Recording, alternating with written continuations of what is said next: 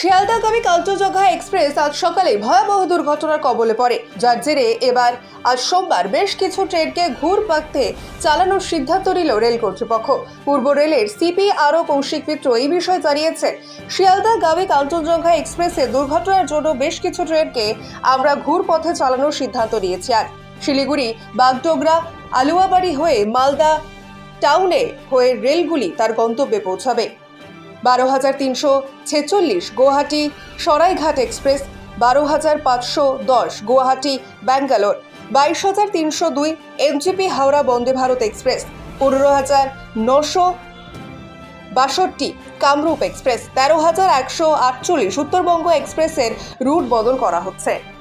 ট্রেনটি 12:40 ওখান থেকে রওনা হয়েছে এবং 8টা থেকে 8:30টার মধ্যে আশা করতে পারি আমরা শিয়ালদা ঢুকে যাবে।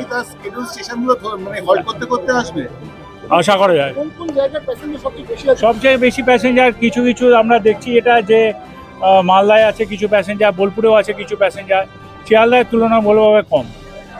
শিয়ালদা থেকে যে ট্রেনগুলো যাচ্ছে বা হাওড়া থেকে যে ট্রেনগুলো যাচ্ছে সেই ট্রেনটা এখনো কনফার্মেশন আসেনি, আসলে আমরা জানিয়ে দেবো।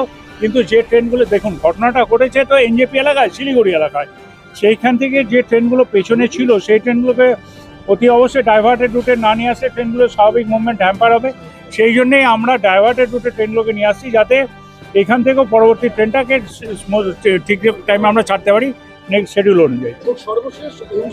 এই বার্তাটা মানুষের কাছে যাওয়া দরকার যে অকারণ উদ্গ্রীব হওয়ার কোনো চিন্তা নেই।